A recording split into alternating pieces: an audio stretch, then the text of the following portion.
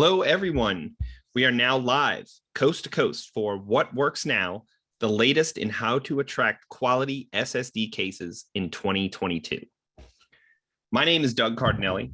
I'm the Senior Account Manager here at Firmidable and the moderator for today's presentation. You will not see me, but I'm available for tech support throughout the webcast. So secondly, you can submit questions or comments throughout the presentation by typing into the Q&A section. You may send in questions at any time, and as moderator, I'll decide whether to inject into the conversation or save it for the Q&A session at the end of today's presentation. Okay, I would now like to introduce Nathan Chapman, President of Firmidable, a strategy-driven advertising and digital agency that works exclusively with law firms. Nathan, who has an MBA in marketing, has 30 years of experience helping law firms all over the country meet their growth goals. So with that, I would now like to turn it over to Nathan to get us started with what we will be covering today. Hey, thanks, Doug. And thank you, everybody, for joining us. I'm really excited about spending some time with you. As Doug said, I'm Nathan Chapman. I'm president of Firmidable. We're going to talk about what we've seen working now, the latest in how to sign up quality Social Security cases in 2022. We did a webinar with NOSCR about a year ago, and I particularly decided to focus on what have we been doing here at Firmidable the last year that really seems to be working. So I'm excited because we're going to talk about some things that we haven't had a chance to talk with you about before. So let's get started. Actually, maybe I should first do a little introduction. I've actually been associated with NOSCR for over 30 years now. Here I am at my first NOSCR conference back in June of 1991. And we were the first organization to bring professional marketing to the field of Social Security disability. We went from that first conference all over the country, signing up all kinds of firms to get the message out to claimants that there was quality representation that could really help them. And many of those firms we still work with today. Some of them are some of the largest firms in the country.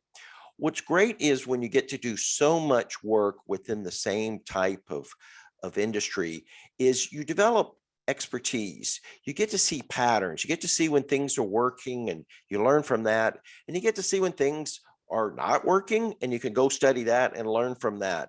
And so I'm excited to be able to bring you some of those insights in today's presentation. One thing that we don't do here at Firmidable is we don't sell leads. Now, if you're buying leads, that is fine. If you're happy with them, that's totally up to you. The reason we're choosing not to do this, let's first define what this means. So there are some organizations, and what they'll do is maybe they'll build their own website or they'll do their own digital ads under their own name or their own brand. And then you can give them money and then they will send you some of the leads, to you. So the very first section we're going to talk about is about branding. And I'm such a big believer in branding, meaning promoting your firm. That's why we've chosen not to do this. Buying leads, it's kind of like a blind date. Sometimes it works out, but we think it'll work out more often. It'll work out better if they actually know who you are and want to talk with you. So that's why we've just kind of taken a different approach. Okay, so let's go over what we're going to talk about today. And you can see the first item is branding. So we'll talk about that. Our second topic is going to be LSAs, local services ads. These are kind of a newer type of Google ad. We're going to talk about reputation management, which is a way to get online reviews. We're going to talk about paid search, sometimes known pay-per-click. We're going to talk about TV, both broadcast, and then also what's going on with it in streaming. And then finally, we're going to talk about the intake process. So let's start with branding. You know what the word branding actually comes from? It really comes from cattle branding. The old ranchers, cows pretty much look alike. Well, maybe not if you're another cow, but to everybody else they do. And so how do you tell which cow comes from which ranch? The old cattlemen would brand their cattle. And so that term ultimately made it into the business world. How do we tell this detergent from that one, this law firm from the other? We use principles like branding to both say, this is who we are, and this is what we stand for. So I'm going to show you a few examples of some of the kind of projects that we've done over the last year that seem to be really working. So when we think about branding, probably the first thing you think about is a logo. Now, there's no law that says you have to have a logo. You can just type out the name of your firm. That would be fine. But professional companies use a logo so they get recognized more often. So this is a project we just finished. Obviously, this is the before. The firm is going to have a change in its name. Some of the partners were gone, and they're bringing in some new partners. They want to put the name on the door. And I don't know about you, but this logo to me kind of looks dated, kind of 1970s. So we said, while we're at the point of changing the firm name, let's go ahead and give them a brand refresh. So we go through this whole process in terms of, what does the firm want to say about itself psychologically as well as literally? And this is the logo afterwards. I think you'd agree that it is definitely more modern looking, more professional, at least by today's standards, than the one before. We don't just stop with doing the logo. We actually then take some of that planning around, what is the firm going to stand for? And we go ahead and develop a whole branding guide. So for example, in the logo, we have to figure out, well, what color should it be? This firm was from Oregon, so they kind of chose a nature vibe. And so we did kind of greens and browns, but which green and which brown, and you can't just have two colors, you need a palette of colors. So we decided on that. We decided what kind of typefaces we're going to use. The deliverable here is this guide that you can use inside the firm, or you can give it to another vendor. Maybe you want to have t-shirts made for the Little League team, or maybe you hire, us to do your TV and somebody else to do your website.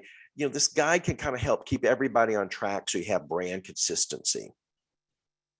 Another area of branding where we spend a good bit of time, and I thought I would share with you, is actually about just the point of view of the firm. I like to give McDonald's as an example. They have a kind of a famous slogan, "I'm loving it."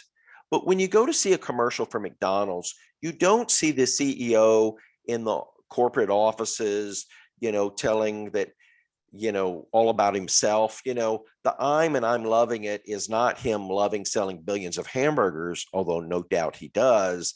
The I is about the customer who loves the taste and loves the value. And so McDonald's understands that great advertising is about the customer, not about the advertiser. So they do most of their advertising from the perspective of the customer. And this is something we talk a lot about when we're helping you with your branding strategy.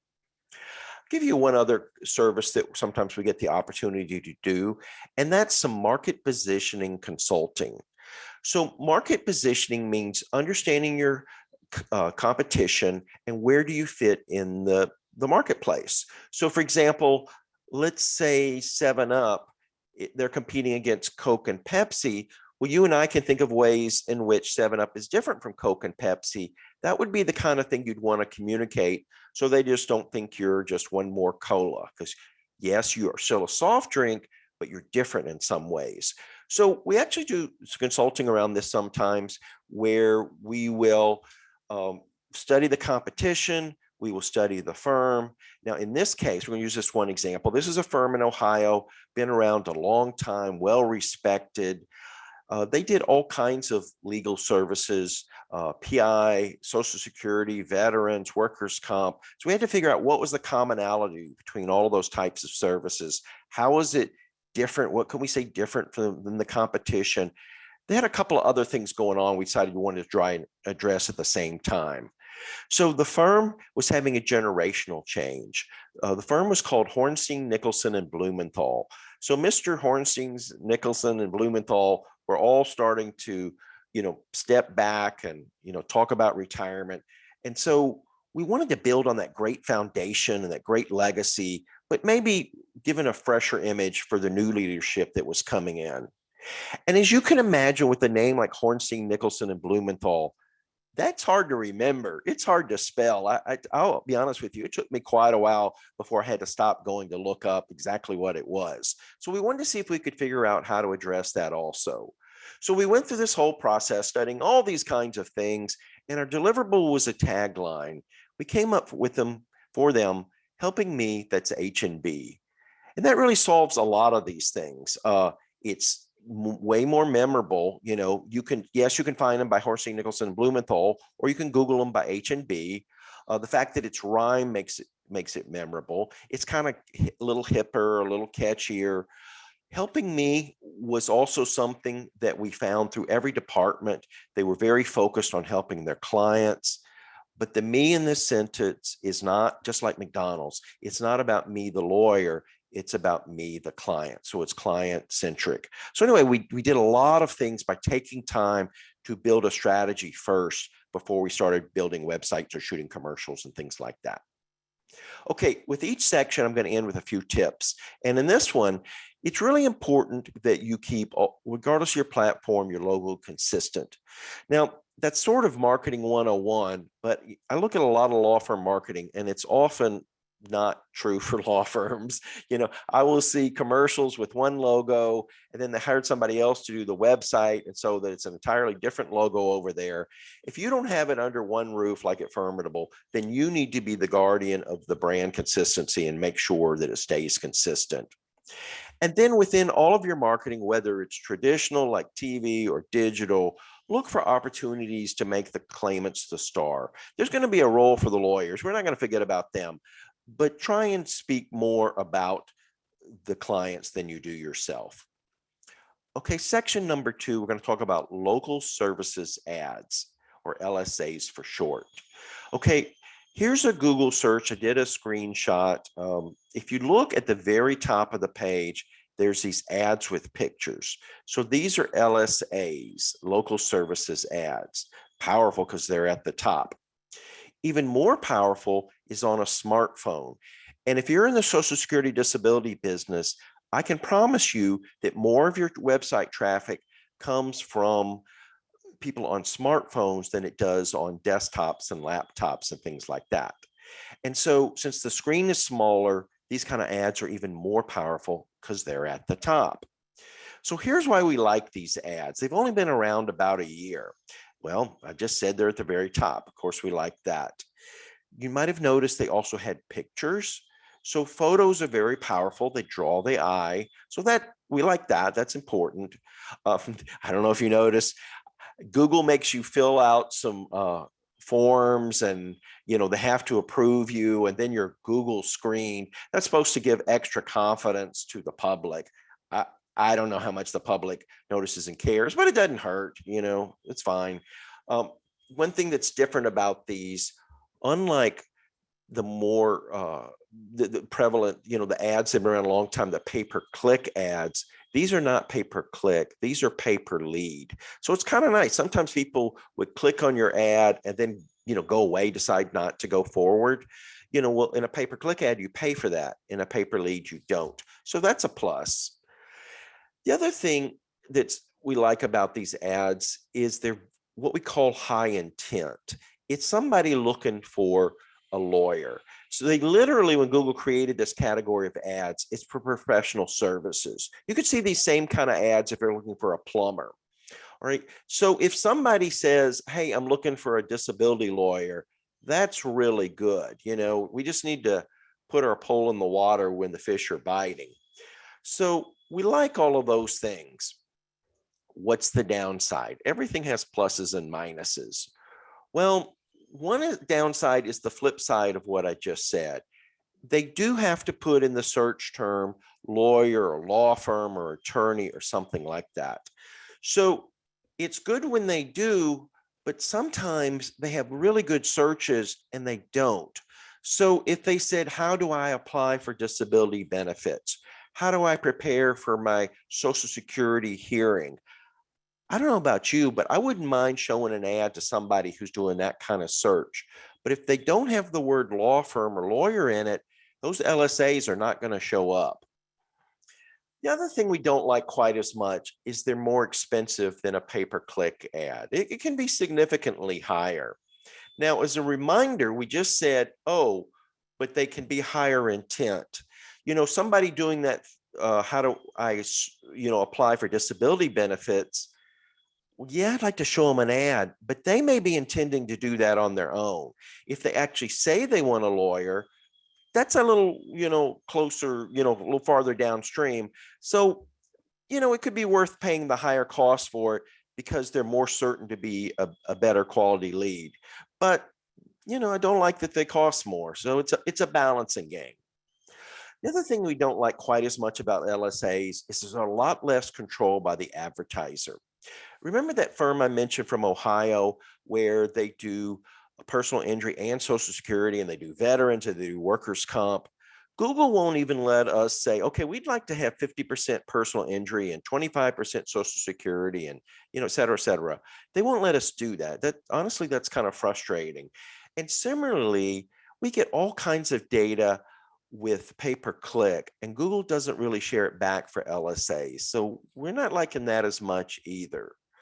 So our suggestion is start small, test it, and then grow from there. Let's make sure you're going to be happy with these. We also have a tip for you to use the Google dashboard. So why do you want to do this? Well, in this dashboard, you're going to get a list of your leads that Google sent you from the LSA ads. If it's off topic, like let's say somebody was looking for a lawyer to help them with a divorce, you can go in and credit that out. So I already said these ads cost a little more than, the pay-per-click. So if it's off topic, go get that credit. Let's bring the bill down as much as we can. The other reason you want to use that dashboard is you can also tell Google when it was a good lead. In fact, you can tell it when you turned it into a case. That would be really worthwhile because, Google's really smart and they use these things like artificial intelligence and machine learning, things you might have heard about, where the machine, the algorithm and all that stuff, it learns, it studies, and the more it does it, it gets better and better. So it only knows what you like as a lead if you tell it. You have to go in and say, yes, this lead I turned into a case. And when you start doing that, then Google will say, that's what they like. Let's give them more like that. All right, one last thing before I leave this section.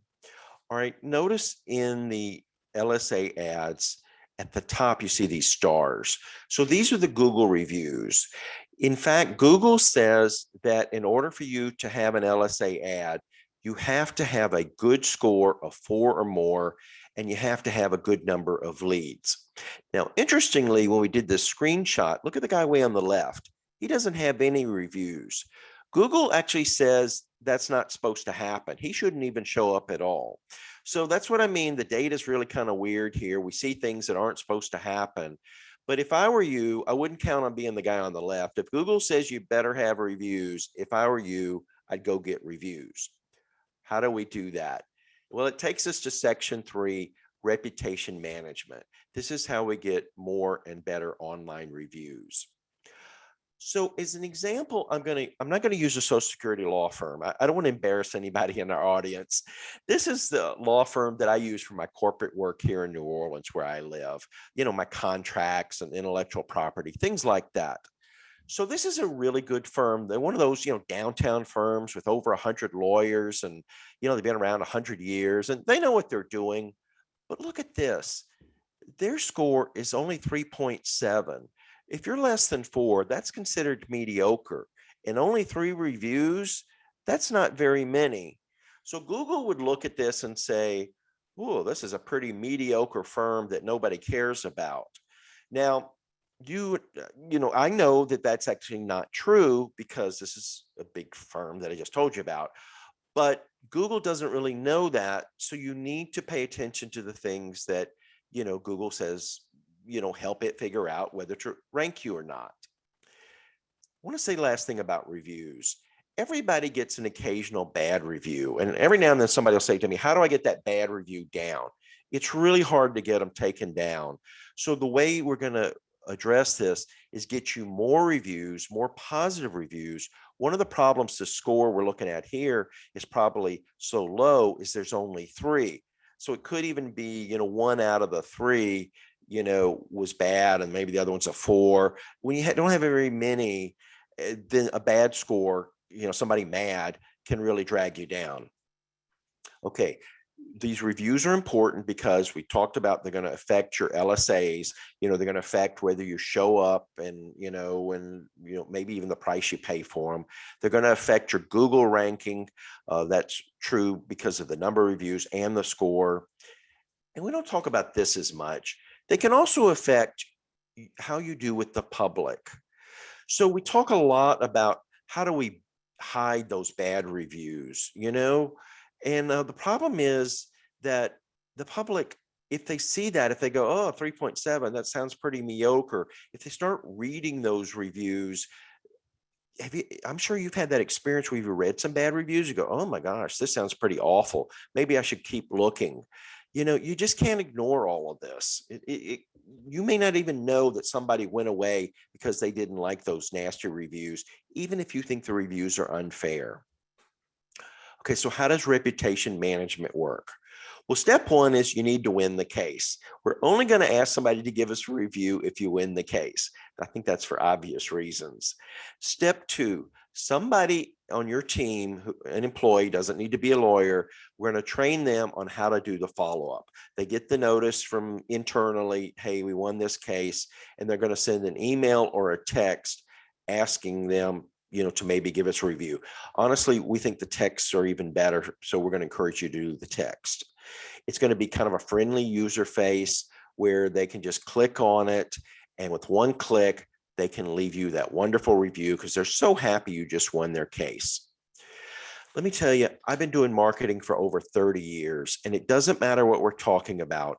One of the true things always in marketing is that when you make it easier for somebody to do something, more of them will do it. So that's what this platform is all about, making things easy. This is going to be the easiest way for your client to leave you the reviews. I talk to a lot of lawyers and they say, oh, well, we just ask them. We ask them verbally. That's not as easy as what we're talking about here. Or some cases, they'll give them a piece of paper to take home and then get home and they can try and retype it, if they remember and all that stuff. None of this is as easy. You will get more reviews if we make it an easier way for them to give the reviews. By the way, you'll probably also get more reviews if you ask for them more and if we make it easier for you and your team also. That's another reason to use the platform.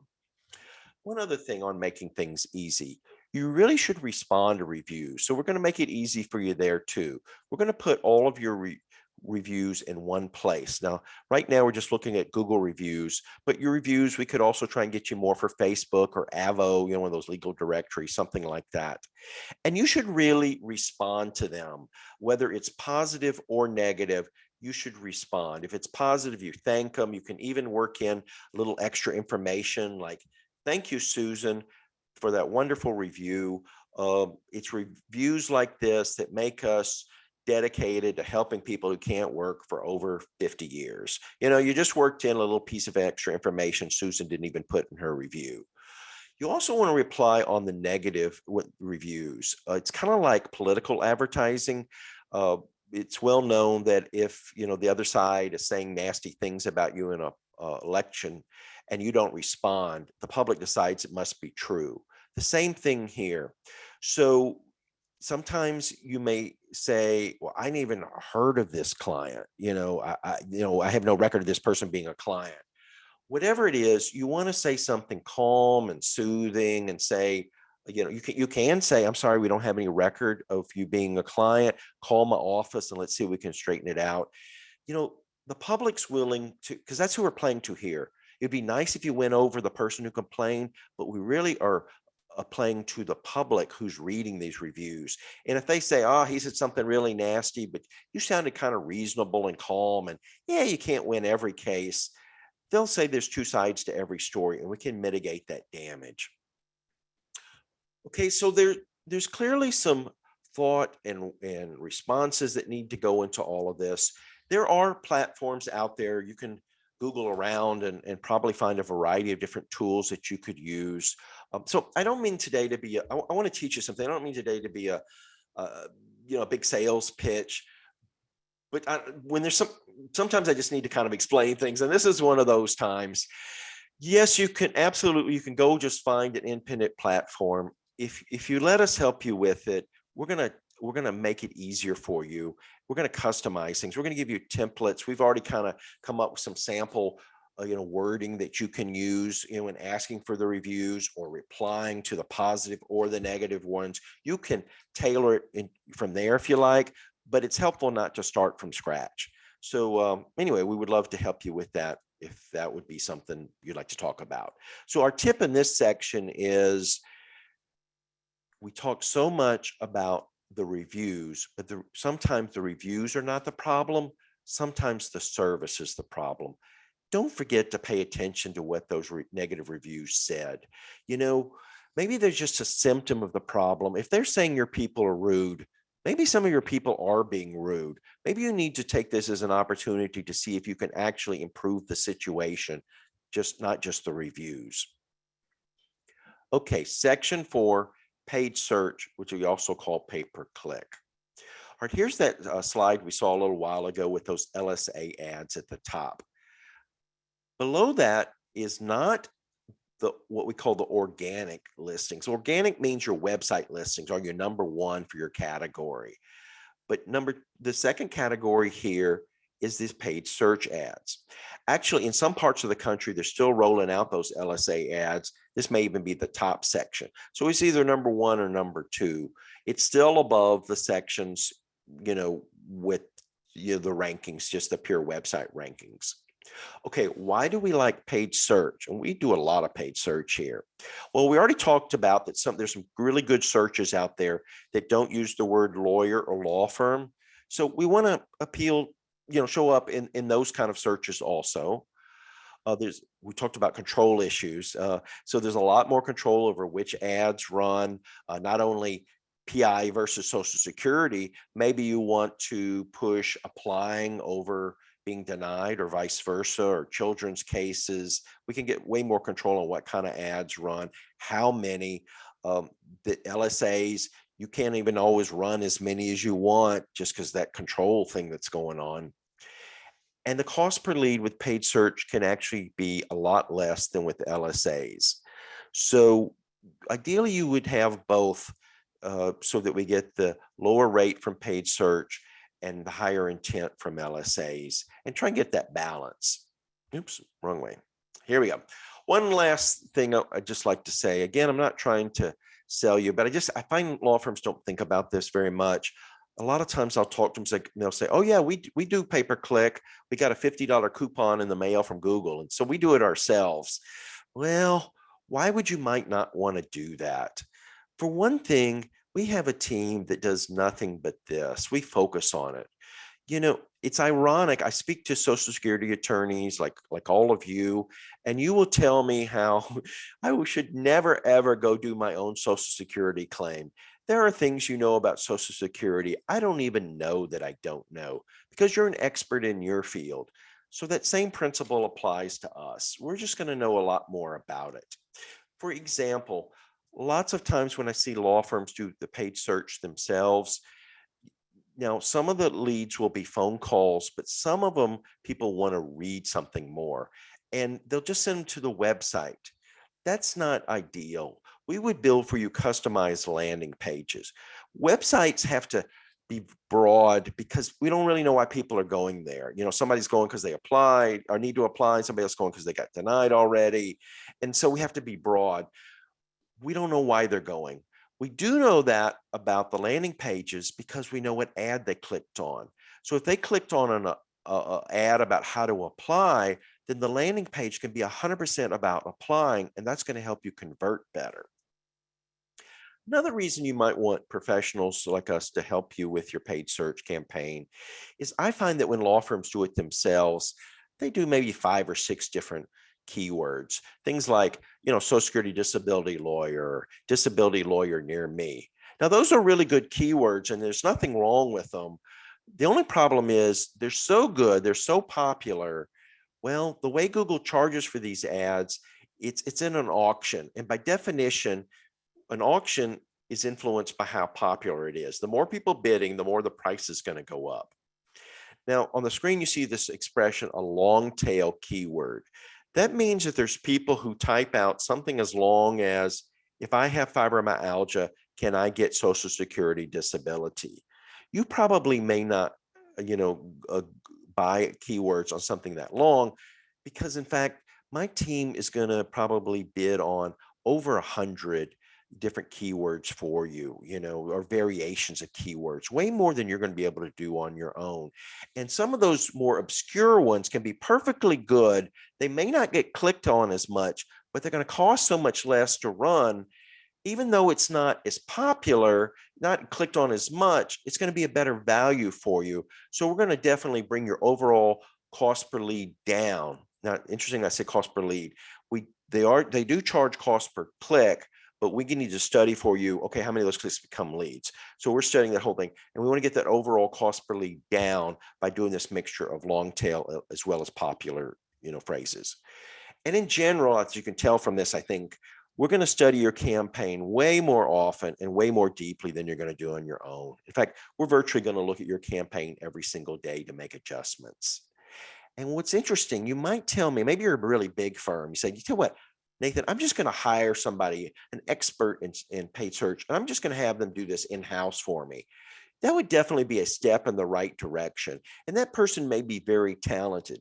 The only problem they're going to have there is you're their only client. And so they can study your campaign, and that will be great. But because we're a specialist agency, we not only study your campaign, we study all the other Social Security firms, and we get to compare them, and we learn from that, and we make improvements from there. Okay, our tips for this section: if your budget allows, try and do both LSAs and paid search to get the benefits of both. Don't just bid on the words, the obvious ones, but also on some of those long tail keywords. In fact, try and have a professional campaign with a professional team so you can bid on a lot of those. And then lastly, don't just send people to your website when they want to read information. Send them to a landing page that's actually targeted and consistent with the ads. Okay, section 5, TV, both broadcast and streaming. So back when I started, there was no internet, back in 1991 at my first NOSR conference, but there was television. We were the first ones to bring television for Social Security disability. But before we started that, those car wreck lawyers, they were already out there. And that's usually what you think about when you think about a lawyer on TV. I don't know about you, but you might be like me. I don't really like those kind of ads where they're kind of ridiculous. So I'm going to show you 2 commercials now, and I think you're going to agree they're done with dignity. I'm showing these in particular also because, remember, I kept saying it's really good to make the advertising about your client, not as much about you. You're going to see examples of that. So let's watch 2 of these, and we'll talk a little bit on the other side about what we think about them. In life, we can get told no. No, no. When you apply for disability benefits, you will likely hear no from Social Security. As disability lawyers, our job is to help turn that no into a yes. At Troutman & Troutman, disability law is all we do. Call 918-416-4646, Troutman & Troutman. Okay, now let's watch the second one. For most people, it's a big deal when you turn 50. But when you're 50 or older and you can't keep doing the work you used to do, changing careers is hard. That's why Social Security has rules to help people over 50 get disability benefits. But not every lawyer knows those rules. If you can't work, no matter your age, call us. Disability law is all we do. 918-416-4646, Troutman & Troutman. So I trust you'll agree that those spots are dignified. Lawyers were certainly dignified in it. They were clearly more about the claimant than about the law firm. So these commercials did really well. Now, sometimes I don't have the opportunity to do them just like this. This was a bigger shoot. You could see, because by the way, we didn't just do those 2 commercials, we did a whole campaign. So there's like 5 or 6 of these. And we had the scenes like the birthday party scene, etc. So it was a bigger deal shoot. I do plenty of commercials where it is just the lawyer because, that doesn't cost as much. Simpler, doesn't cost as much. And we do really well with those. But in this case, we said, let's see what happens if we spend a little more money, spend more time, and really try and do it right. I don't want to get into the details because of the privacy, for this firm, but they've authorized me to say, This campaign set record numbers for this firm. And so if you can get more out of your airtime, because airtime can be expensive, and if we can really maximize that with the best possible message, whatever you might have saved in your production cost, you're more than going to make that by getting more calls for the same airtime dollars. That's a really good return on investment. Okay, let's talk in general what's going on with TV today with Social Security. Interestingly, there's less of those national firms like Bender and Bender on the air. You hardly see, I'm sure there's out some, but not nearly like you used to, let's say 10 years or so ago. So that's an opportunity for us. There's also less Social Security lawyers who are local on the air. When Social Security started cracking down, and making it harder to win the cases, a lot of firms said, you know what, this is not so easy cases anymore. And a lot of them kind of got out of it. So there are cities now where there's nobody on the air for Social Security disability. This is a phenomenal opportunity for you. We should really have a conversation, because I work with firms that do digital and I work with firms that do TV. We like to do both.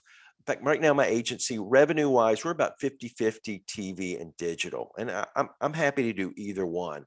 When I'm working with a Social Security firm that does both, I cannot think of an exception. The TV produces more cases. You need to let that sink in. I'm telling you, there's a tool out there that is the #1 source of new cases for Social Security lawyers. If you're not doing television, you should be thinking about it. And ideally, you should be talking with us about it. I want to say one last thing about television in terms of you, and particularly for you, before I move on to a different aspect of it. If there's anybody who should be receptive to what I'm saying right now, it is you. I cannot think of another category of public out there that watches more television than people that you service. They have health issues. They don't, they have a lot more time on their hands. They're staying home because of their health issues. They're not going around as much. They probably watch more TV than anybody you can think of. That's why you should be considering this platform. Okay, so interestingly, there is a new way to do television. Broadcast is still real popular. I would definitely still, keep you on that. But we have additional tools, and that's streaming TV. So when I say streaming TV, you probably immediately think of Netflix or maybe Disney Plus. Now, I'm actually not talking about that, because those are subscription, right? You pay Netflix and you pay Disney Plus. In fact, that's one reason you pay them, so you don't have any commercials. So we can't advertise there. But that's not all the streaming. So there's also streaming where you can advertise. So the way this would work, first you would consider, if you're the public, you consider what device you want to be on. A lot of people watch TV shows on their computers and even smartphones, even though the screens are small. People watch a lot of TV on it. Or at my house, we have a Roku, or maybe you have a Fire Stick at your house. And sometimes people watch TV on their game stations of different types. All right. Then what they watch is, and actually we call it an app. So the ones with advertising in it, the most famous is Hulu. But there's a bunch of them. Here's a bunch here. There's even more than we have here. And there we can do local insertions of your commercials. A lot of this content is going to be consumed on demand. Like nobody has a VCR anymore. I don't even know if they have TiVos anymore. Yeah, they have some, video recording devices, but more and more people are just going and streaming. Hey, I missed the episode of my favorite show. I'll just go stream it. And so what happens then when they're doing the streaming, instead of the commercial that was played last night, we can put your commercial in there. It also could be live streaming. Notice one of the apps here is Sling. They're all about watching sports or TV shows live. You can do that and get local insertions there also. Okay, why do we like this? We like it because streaming TV takes the best of TV and digital. I should explain what this term is. CTV is another term for streaming connected TV. Sometimes they'll call it OTT, over the top, literally talking about the box that might sit on top of your TV set. Okay, so what we like about this, it can get us into new audiences. The broadcast audiences are huge, but people are spending time on these streaming devices. So we would like to appear there. The thing that's really exciting about it is it lets us have that power of TV, that wonderful commercials we just saw, how powerful they were. We get that user experience, but we get the data of digital. Digital is all about data. We can also slice, because of all this data, we can slice it more thinly. If we're going to buy television, let's say in New York City, we're going to have to buy all of New York City because the signal is going to go wherever the towers are, or maybe the cable stations are, and they usually mimic whatever the broadcast towers are. But with streaming TV, we could say, you know what, we just want Manhattan, or we just want the Bronx, or whatever. We don't want this other part. You can do that geographically. Even more exciting is we can also slice it demographically. So I've been doing this a long time, and the folks, who practice Social Security are always saying, Nathan, how can I get more of those people over 50? I hear that every week, if not almost every day. Well, here is a way.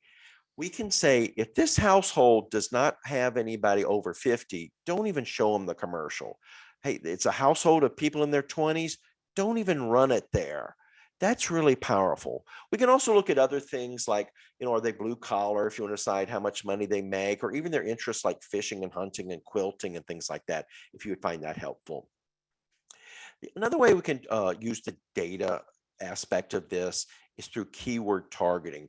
We can look up and see if they've been Googling things like Social Security disability or things along that line.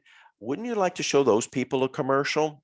Now, one caveat, there's a lot of privacy laws around health issues. So actually, you could not say who's been searching around cancer or something like that. That would not be allowed.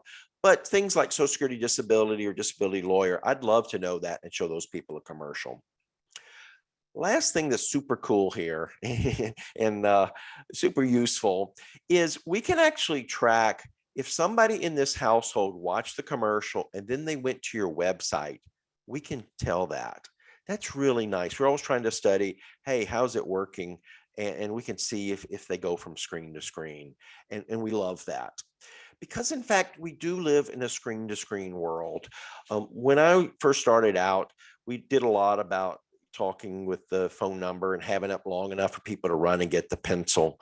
Nobody goes to get the pencil to write down the phone number anymore. If they don't remember it, they just grab their phone or their iPad because they've got that another screen in their lap when they're watching the TV screen. And that's really powerful. Somebody should be studying how do we coordinate this screen to screen experience to maximize the leads for you. We definitely spend time doing that. All right, what's our tips here? I find, that sometimes law firms are dealing directly with the TV stations. The sales reps are really friendly. They'll take you to a ball game, but the problem is, so once again, we're back to that thing, you don't know what you don't know. If you have a professional media buyer like we do here, I'm going to make you more money so you can buy your own baseball tickets. That's going to be way more profitable than just dealing directly with the stations. The other tip I have for you in terms of the message itself, if you're in your own commercials, just when you're writing the scripts, try to say you way more often than you say I or we. That's a sign of a client-centric commercial, and that's what we want to have. Okay, we are on our last section, and it's about the intake process. So over the last years, I've tried to think about what are some of the ways we've really spent time helping law firms like yours. We spent a lot of time talking about how do we improve the intake process and using tools to help you do that. We do a lot of call tracking and we use dashboards where we even record the calls with your permission. Now, you might be saying, oh, in my state, there's certain laws about recording phone calls. We can help you through that, but we're talking about that kind of thing, where you probably call and they say calls may be recorded for quality assurance. That's exactly what we're talking about here. You need some quality assurance and we need to help you with that. So recording these calls can create some training opportunities. Sometimes it's about the people skills. Sometimes in these recordings, we'll hear somebody, the busy intake person, do a big sigh before they answer the call. That's not good. That sigh attitude can creep through in your call, or maybe they get impatient. And I can give you all kinds of horror stories about how the people skills are lacking there sometimes and there needs to be training around it. The other thing you could do more training about is in evaluating the claim potential. Now, sometimes they're a slam dunk, and that's terrific. Sometimes they're a little more iffy. You're the one who went to law school, and so there can be opportunities for you to say, we might have considered this if you'd asked a few more questions. You need to know what's going on. And now let me show you my favorite thing to do when we're doing the call tracking. I'd like to take that dashboard and we're going to do a sort, and we're going to sort it from the shortest calls to the longest calls. And I've never done this where there's not a real eye-opening session for the law firm. You're going to be shocked at how often people hang up because they're on hold too long, or maybe it's a transfer from the receptionist to the intake team and it gets fumbled and you never even know it because the call didn't get through. Right now, I'm thinking about one of my attorneys where he's a managing partner, and he tells me he knows how his intake team is doing because he sits near them with his office and he keeps his door open and he can listen and he can hear how the intakes team's doing. Now that can help some. He can help, he can tell then if they sound impatient. That's great, but he will never know how many people hang up and never even get there. I've done this, and there are times where there are 10 pages of hangups and the firm is just stunned. And so you need to address things like that. So anyway, we should spend time talking about how do we improve the intake process as well as the advertising. Now, one way you can get an instant improvement, we've done more of this over the last year too, is recommend a call center for you. This is not something we do in-house here. We would help introduce you to one. What's great about a call center is they answer the phones 24/7. Your websites are on 24/7. Your people go home, but they won't go home. They're never impatient. It'll shorten the hold times.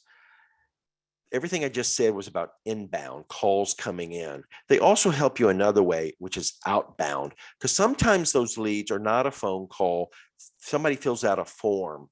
And in those cases, the faster you can get them on the phone, you're going to call them back from that form. The faster you do that, the more likely you're to convert. And so the team is going to be able to do this a lot faster than your team because they're sitting there, watching the screens. In fact, we have interfaces. We can even get it into their computer screens directly. And they're also they're going to do it faster. They're going to call them back, and they're going to call more often. If they don't answer that phone right away, I found the law firms, you'll call once or twice and you give up, you're moving on. They'll call up till about 8 times, and they can capture more of those people who reached out and didn't take the call right away. And, just a few more of those a month can add up to some real money. When I have this conversation with attorneys, a lot of times they go, oh my goodness, I don't want anybody else giving legal advice on my behalf. I agree with that. And trust me, the call centers don't want to give legal advice either. That's not their function. Their function is to capture leads. They do not give legal advice. They're going to have a script that you'll approve, and it's going to be on the more minimal side. They're going to screen out some obvious duds, like the people calling for the divorces and, things like that. And they're going to give them over to your intake team there. But it will have captured, it will done its job by talking to them right away, saying, do you want to talk to somebody from, on the intake team? And that's going to be really powerful and get your cases to go up. I remember one law firm, she said her cases went up by 3 times from doing this. Same advertising expenditures. So it's worth thinking about. The very best return on investment is if we improve the intake process. Advertising, you're going to spend money on it every month. If we can make some improvements to how many of those leads you turn into cases, that's going to be a really good money maker. So what's that investment? You can invest your time in listening to those recordings we talked about. I can refer you to an intake boot camp. This is not something I provide, but I have one I recommend where you're going to get 2 days of really intense ideas on how to improve your intake team. Or you could bring in a consultant who will evaluate your team and give you better systems. You know, people, I've been in this conversation before, and a lot of lawyers go, oh my goodness, I want to pay a consultant. But gosh, if they can improve your systems by even, let's say 10%, that's going to be so much more money in your pocket than letting that stuff flip through your fingers. And then lastly, you can also have a call center, and the professionals there, I think, are going to help you improve your intake process. Okay, so my tips in this last section are to record your intake calls and especially check the short ones. And when you're hiring those people on the intake team, they need to be competent, but don't just hire for competence, also hire for personality. I can also refer you to some services to help you test the personalities, literally through personality testing in the hiring process, to make sure you're hiring the right kind of people. Okay, don't go anywhere. We're going to do live Q&A in just a minute. First, let me quickly recap what we've covered. We talked about branding and how those foundational strategies can really help your overall marketing. We talked about this sort of new, been about a year type of Google ads called local services ads. We talked about improving your number of online reviews and the score through a reputation management. We talked about paid search, also known as pay-per-click, and why we like those ads. We talked about how powerful TV still is today in broadcast, but we can also take advantage of digital aspects of it through streaming. And we talked about the importance and the value of improving your intake process. One last thing before we go to the questions and answers. So we're about to go up to the NASR conference in Austin. I hope you're all going to be there. On the Friday of that conference, which is Friday the 13th, we'll hope that's not a bad sign. Anyway, there's a lunch break then. I'd love to have a conversation with you. So I was happy today to give you a lot of good free information, and I'm happy to do that. Ultimately, I'd love to have some clients, and let's do some services for you. So if you liked what you heard today, let's have a conversation. And so come to this event, and we'll have some tacos, and we'll talk about how we work and what it costs, things like that. I need to warn you, we do exclusivity for Social Security within certain geographic areas. So I'm not actually available for our services within every area. So how do you know whether we're available or not? Email me, and I'd be happy to tell you whether it's even potentially something we could do with you. And if so, let's have some tacos and talk about it. All righty, I'm going to take a sip of water. And Doug, did we possibly get any questions while I was doing all that talking?